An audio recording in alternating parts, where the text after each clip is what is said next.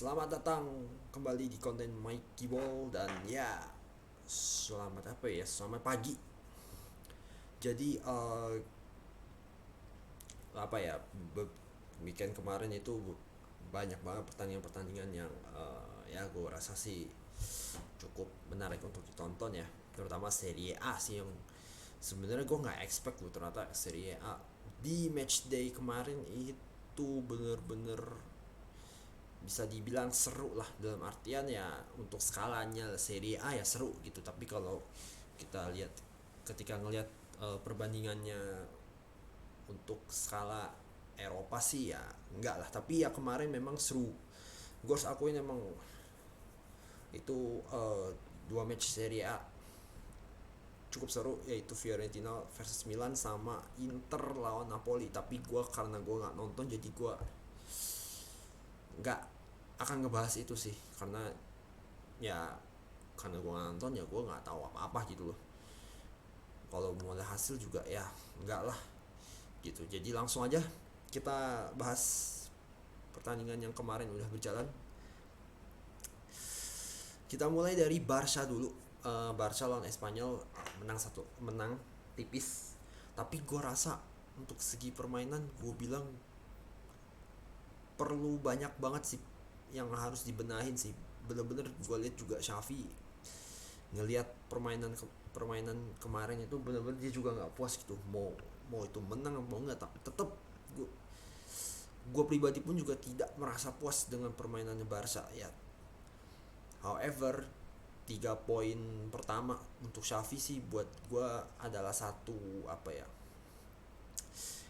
awalan yang baik lah buat Barca sendiri, karena ya dengan begitu kan moral pemain akan meningkat.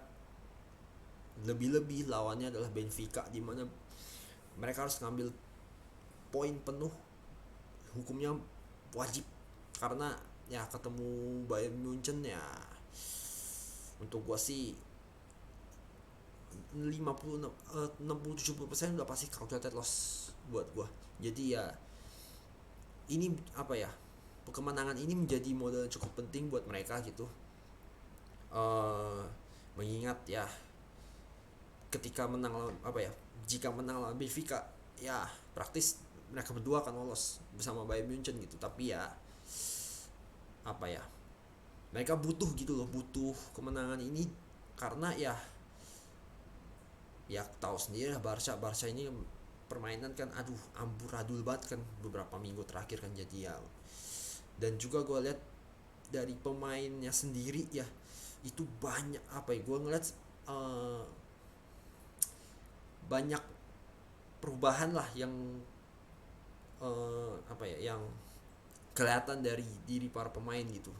Walaupun kalau ya baik lagi secara permainan sih ya gue bilang masih banyak yang perlu dibenahi lah gitu. Dan ya kemenangan Barca ya gue harus akui cukup beruntung gitu.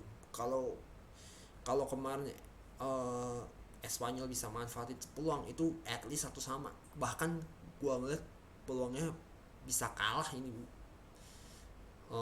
kemarin itu.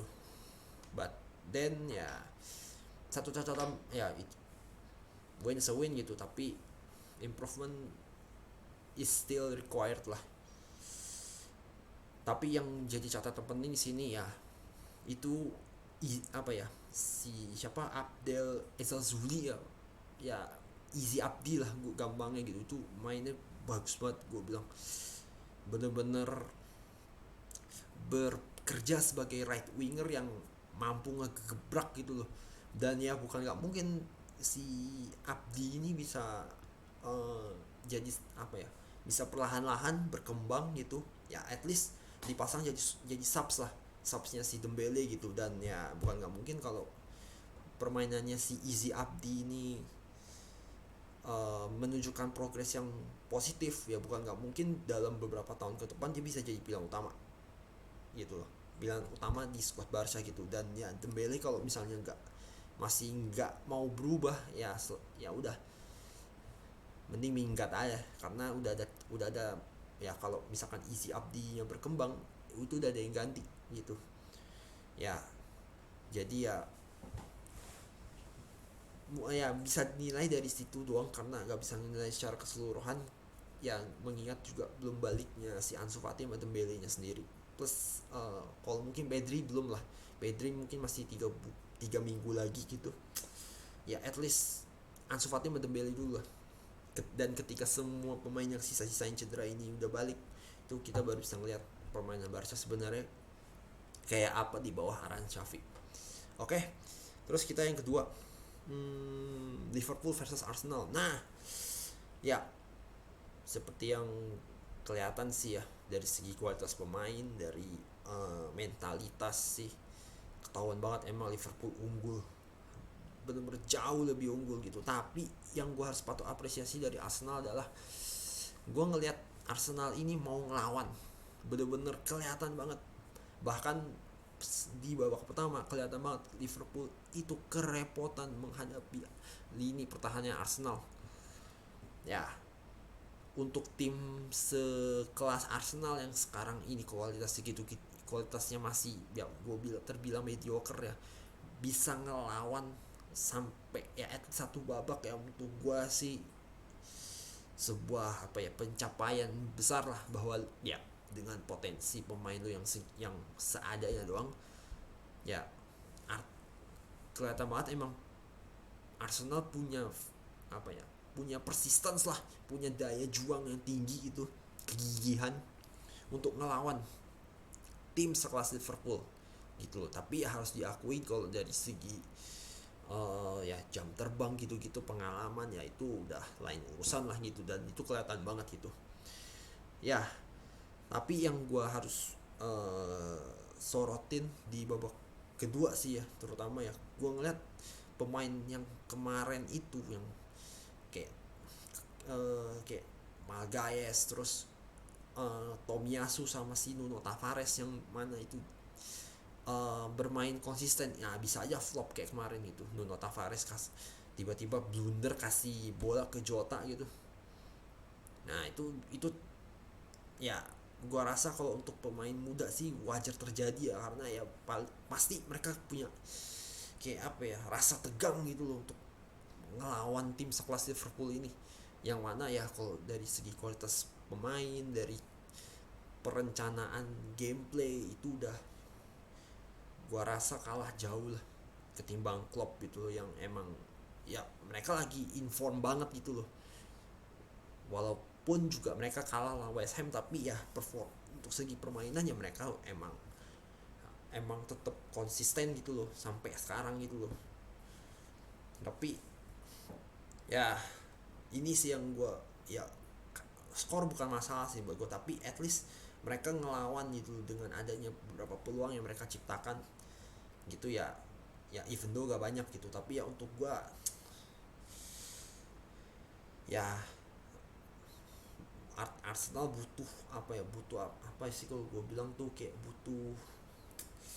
butuh untuk terus membenahi diri, terus untuk apa ya, mengasah, terutama mengasah mentalitas pemain-pemain mereka, kayak Tomiyasu, Ramsdale, terus Nuno Tavares dan pemain muda lain-lainnya gitu ya.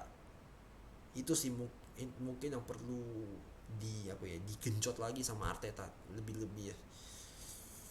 Ya tapi satu catatan kecil, Ramsdale kemarin mainnya bagus banget, bener-bener berani untuk kasih arahan di lini pertahanan, bener-bener berani untuk tegas di lapangan kemarin. Itu udah 1 poin plus lah buat gue, bahwa Ramsdale bisa apa ya,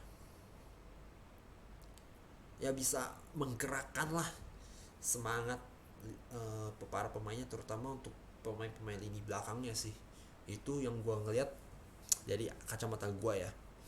Terus ini yang sebelum yang utama ini, gue mau bahas beberapa dulu, kayak Dortmund lawan Stuttgart. Aduh ampun deh itu, gimana ya, ya menang sih menang, tapi gue lihat ini mereka belum sepenuhnya balik ke performa terbaiknya gitu. Dimana ya gue sih ngelihat cuman 1 babak doang, tapi mainnya itu jarak antar pemain terlalu jauh, dan akhirnya sirkulasi bola jadi lambat, dan itu sangat berpengaruh sekali untuk Dortmund yang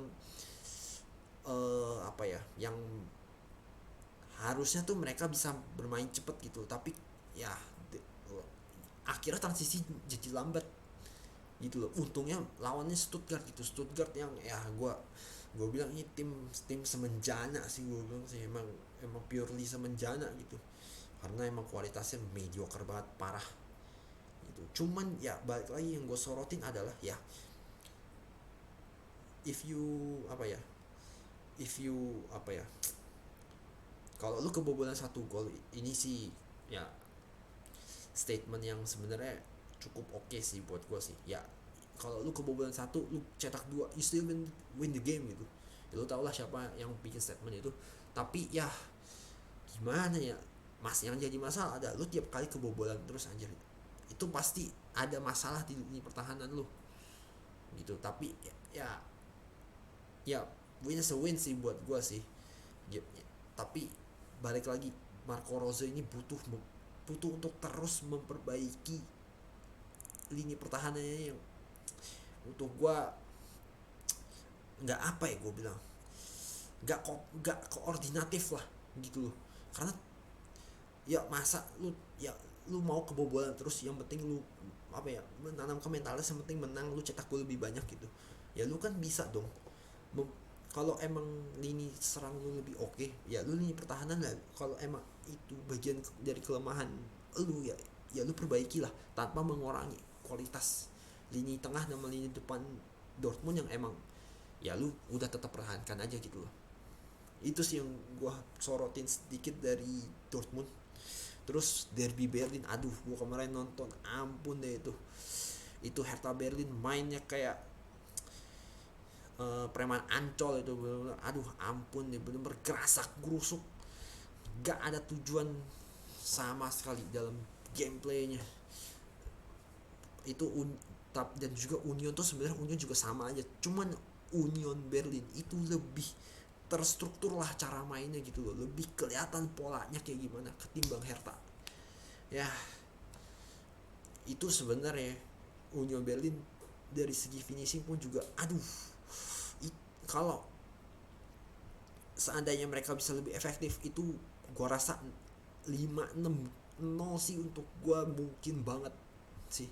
Yang itu makanya mampus aja tuh buat Hertha Berlin, main gak jelas begitu, gak penting buat gua ya. Mudah-mudahan gue doain sih Hertha Berlin tahun ini turun kasta sih, karena dari segi permainan gue bilang jeleknya minta ampun.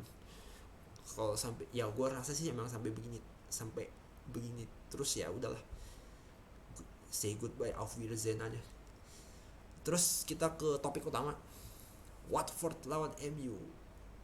Gimana ya MU ya, gue bilang ini MU bener-bener udah gue bilang tuh United in the nutshell. Kalau babak pertama mainnya gak jelas sama sekali, gak ada pola, gak ada apa ya, gak ada tujuan, gak ada proses, gak ada hasil akhir.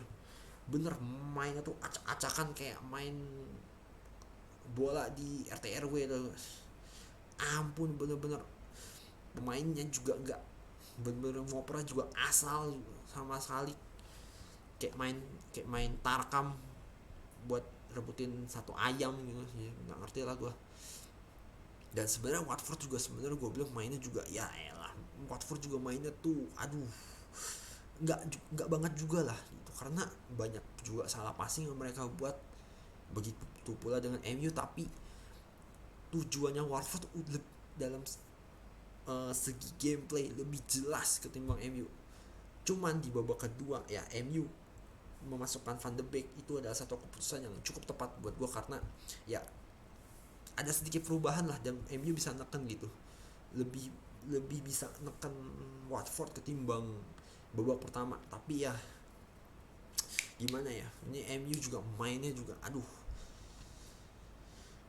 ampun deh, gue bener-bener udah sampai dari ini kayak kasusnya gue kemarin tuh bahas Arteta di minggu-minggu awalnya kritis, lama-lama kritis ke ke arah kesel gitu, bener-bener bener-bener. Karena aduh ampun deh, bener-bener Maguire itu blundernya tuh gak, ngapain lu harus bawa, maksain untuk bawa bolanya, terus akhirnya lu bikin pelanggaran keras dan kartu merah. Ya salah lu sendiri lah. That's that was a well deserved red card lah, gue bilang. Bener, mainnya tuh jelek banget gue bilang di pertandingan itu ya. Nggak ngerti juga. Terus kayak McTominay, Luke Shaw, AWB gak kelihatan sama sekali, main benar-benar underperform terus menerus. Dan ya kesalahan oleh adalah mereka tetap dipasang itu mereka semua, gak ngerti juga. Terus kayak Sancho, aduh ini Sancho ya harga 90 juta tapi gak bisa apa-apa gitu, gak ngerti juga.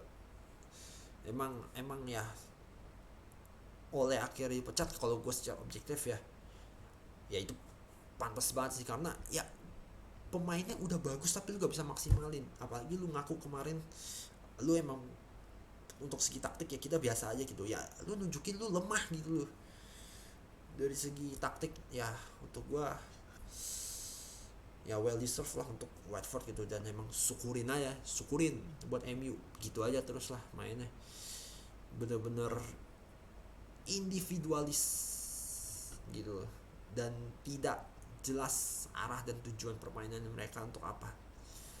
Oke, mungkin itu aja konten Mikey Ball kali ini, dimana gue sebenarnya agak sedikit subjektif sih sini gue bahasnya, dan mungkin aja ada sedikit pembahasan gue yang ya untuk anak muda sih, anak muda kayak gue mungkin enggak sih, gak usah tolerir ya untuk gue kardus.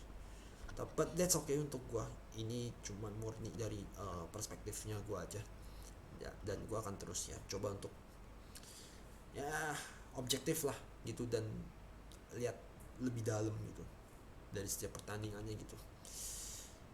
Oke, mungkin ini aja akhir dari konten Mikey Ball kali ini. Terima kasih yang nonton, dan sampai ketemu lagi di konten Mikey Ball berikutnya. Ciao. Oh iya, mungkin sebelum preview minggu depan gue akan bahas penggantinya oleh itu siapa. Oke, see you.